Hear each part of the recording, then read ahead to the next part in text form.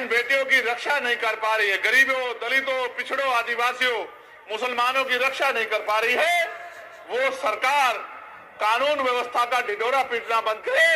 अगर आप रक्षा नहीं कर पा रहे मुख्यमंत्री, तो पद से इस्तीफा क्यों नहीं देते, कुर्सी छोड़ क्यों नहीं देते, कुर्सी खाली क्यों नहीं कर देते, क्यों कुर्सी चिपके हुए? सांप भी चंदन के पेड़ से नहीं लिपटता, जिस तरह से आप कुर्सी से चिपटे हुए हो।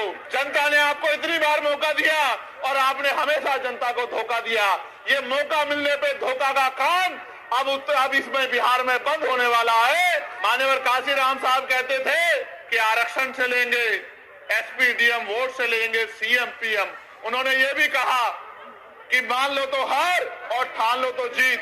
अगर आप ठान लोगे तो ये निकम्मी सरकारें भी हटेंगी और आपके हाथ में भी ताकत आएगी। बाबा साहब अम्बेडकर कहते थे, political power is the master की, इट इज द मास्टर की which you can open each and every lock. Political power यानी राजनीतिक सत्ता वो चाबी है जिसके द्वारा आप सारी परेशानी यानी कि सारी समस्याओं के ताले खोल सकते हैं। आप मुझे मौका दे दो, आजाद समाज पार्टी भीम आर्मी के हाथ मजबूत कर दो। अगर आपका एक बच्चा बेरोजगार घूम जाए तो फिर चंद्रशेखर आजाद से सवाल करना। मेरे साथियों, यहाँ के नेताओं को आपने भरोसा किया। आप चुनाव से पहले वो आपकी गली में आते हैं, आपके पैर पकड़ते हैं, आपको चाचा, ताऊ, भाभी, बहन, चाची, ताई, पता नहीं क्या क्या शब्द कहते हैं, शराब पिलाते हैं, मिठाई खिलाते हैं, कपड़ा लुटाते हैं, सारे काम करते हैं। क्यों? क्योंकि बाबा साहब अम्बेडकर ने अपने 4-4 बच्चों की कुर्बानी देके आपकी उंगली में वो शक्ति दी है, जिसको चाहे कुर्सी में बिठा दो और जिसको चाहे कुर्सी से गिरा दो।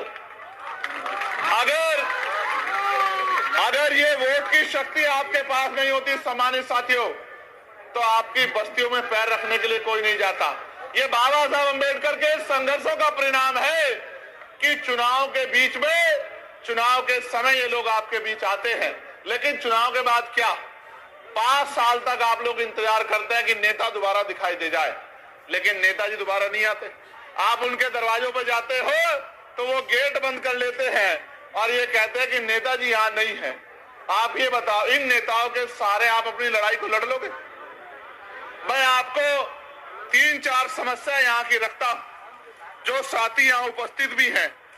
एक समस्या जो बड़ी समस्या है वो हमारे होमगार्ड के भाइयों की है।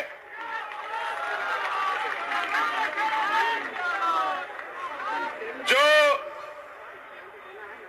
विज्ञापन संख्या 2/2/2011 की बहाली 2022 में ली गई, 13 वर्षों के विलंब से बहाली की गई। इसके बावजूद भी फिजिकल, मेडिकल एवं औपबंधिक मेगा सूची नाम रहते हुए इन लोगों को नियुक्ति नहीं दी जा रही है।